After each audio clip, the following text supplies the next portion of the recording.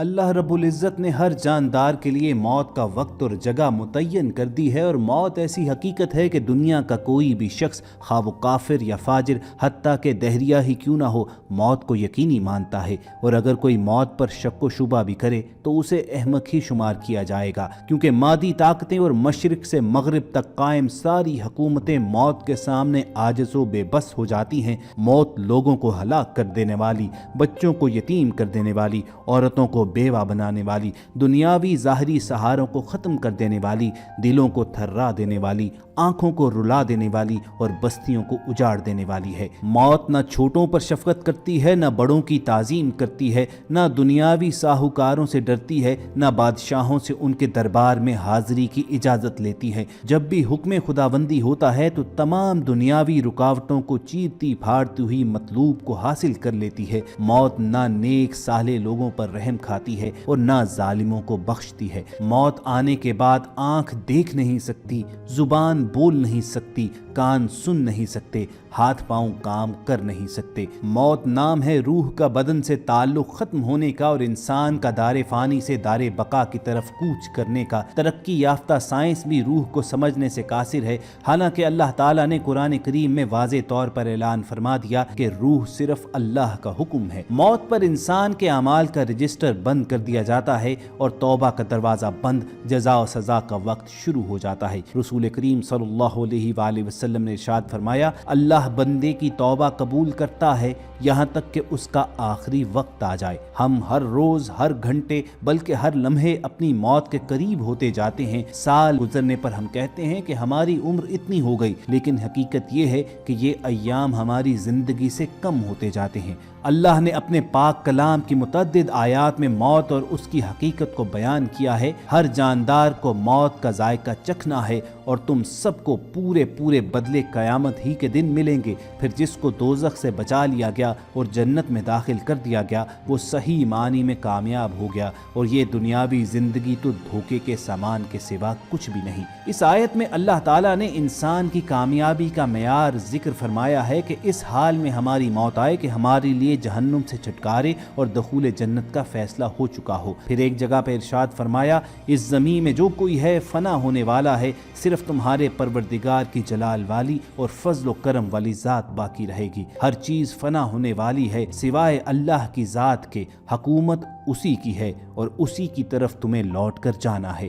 پھر فرمایا، اے نبی آپ کہہ دیجئے کہ جس موت سے تم بھاگتے ہو وہ تم سے آ ملنے والی ہے، یعنی وقت آنے پر موت تمہیں ضرور پکڑ لے گی۔ تم جہاں بھی ہوگے موت تمہیں جا پکڑے گی، چاہے تم مضبوط قلعوں میں ہی کیوں نہ رہ رہے ہو۔ پھر ایک جگہ کہا، چنانچہ جب ان کی مقررہ میعاد آ جاتی ہے تو وہ گھڑی بھر بھی اس سے آگے پیچھے نہیں ہو سکتے، اور نہ کسی متنفس کو یہ پتا ہے کہ زمین کے کس حصے میں اسے موت آئے گی۔ ان تمام آیات سے معلوم ہوتا ہے کہ ہر شخص کا مرنا یقینی ہے، لیکن موت کا وقت اور جگہ سوائے اللہ کی ذات کے کسی بشر کو معلوم نہیں۔ چنانچہ بعض بچپن میں، بعض شباب میں، بعض ادھیڑ عمر میں، جبکہ بعض بڑھاپے میں دائی اجل کو لبیک کہہ جاتے ہیں۔ بعض صحت مند تندرست نوجوان سواری پر سوار ہوتے ہیں، لیکن انہیں یہ نہیں معلوم کہ وہ موت کی سواری پر چڑھ چکے ہیں۔ یہی دنیاوی فانی اور وقتی زندگی ابدی زندگی کی تیاری کے لیے پہلا اور آخری موقع ہے۔ اللہ تعالیٰ فرماتا ہے،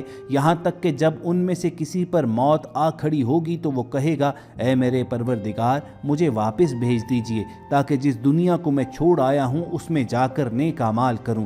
ہرگز نہیں، یہ تو بس ایک بات ہے جو وہ کہہ رہا ہے، اب ان سب مرنے والوں کے پیچھے ایک برزخ ہے جب تک وہ دوبارہ اٹھائے جائیں۔ لہٰذا ضروری ہے کہ ہم افسوس کرنے یا خون کے آنسو بہانے سے قبل اس دنیاوی زندگی ہی میں اپنے اللہ کو راضی کرنے کی کوشش کریں، تاکہ ہماری روح ہمارے بدن سے اس حال میں جدا ہو کہ ہمارا خالق و مالک و رازق ہم سے راضی ہو۔ آج ہم صرف فانی زندگی کے عارضی مقاصد کو سامنے رکھ کر دنیاوی زندگی گزارتے ہیں اور دنیاوی زندگی کے عیش ऐश व आराम और वक्ती इज्जत के लिए जिद्दोजहद करते हैं, मगर अल्लाह तो कहता है कि ये दुनियावी जिंदगी तो जन्नत के मुकाबले में धोखे के सामान के सिवा कुछ भी नहीं। फिर एक जगह इरशाद फरमाया, दुनियावी जिंदगी का फ़ायदा आखिरत के मुकाबले में कुछ भी नहीं मगर बहुत थोड़ा। आज हम मौत की तैयारी तो दरकिनार मौत को याद तक नहीं करते, जो एक अटल हकीकत है जो आकर ही दम लेगी। मोमिन की शान यही है कि वो कसरत से मौत को याद किया करता है और जहाँ तक मुमकिन हो आखिरत की तैयारी के लिए हर वक्त फिक्रमंद रहता है। हज़रत अनस रज़ियल्लाहु तआला अन्हु फरमाते हैं, सरकार दो आलम सल्लल्लाहु अलैहि वसल्लम ने इरशाद फरमाया,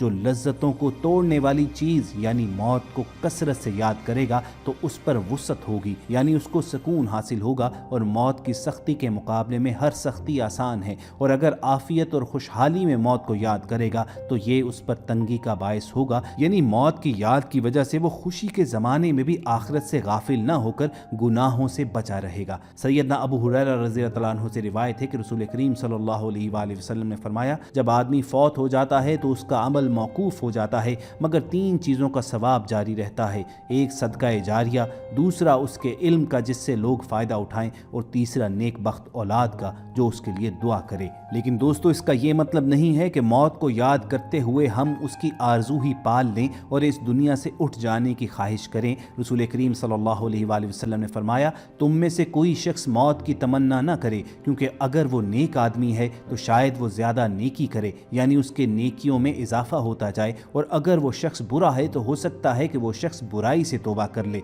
यानी मौत को याद तो रखे मगर मौत की तमन्ना न करे, मौत के लिए दुआ न मांगे। दानिशमंदी, दूर अंदेशी और अक्लमंदी इसी में है कि जो हमेशा दायमी ज़िंदगी को बेहतर बनाने के लिए कोशां रहते हैं और हमेशा के अजाब से अपने आप को बचाते हैं। नफ्स और शैतान इंसान को गुनाहों पर आमादा करने के लिए इस चंद रोज़ा ज़िंदगी पर मुतमईन करके आखिरत की लाजवाल ज़िंदगी को बर्बाद करना चाहता है, जिसकी वजह से इंसान मौत को याद नहीं करता और वो आखिरत के लिए नेक अमाल करने में सुस्ती करता है। और फिर वो वक्त आ जाता है कि जब फरिश्ता अजल उसकी रूह कब्ज़ कर लेता है और उसके पास नेक अमाल करने के लिए और तौबा तक करने के लिए वक्त नहीं होता। मौत को याद रखने और इस दुनिया की हकीकत को समझाने ही के लिए रसूल करीम सल्लल्लाहु अलैहि वसल्लम ने इरशाद फरमाया कि कब्रों की ज़ियारत किया करो, इससे तुम्हें आखिरत याद रहेगी। अगर मौका मयस्सर हो तो इंतकाल करने वाले शख्स के आखिरी लम्हात देखना और उनको कलमा शहादत की तलकीन करना, ये भी आखिरत याद करवाने का बायस होता है।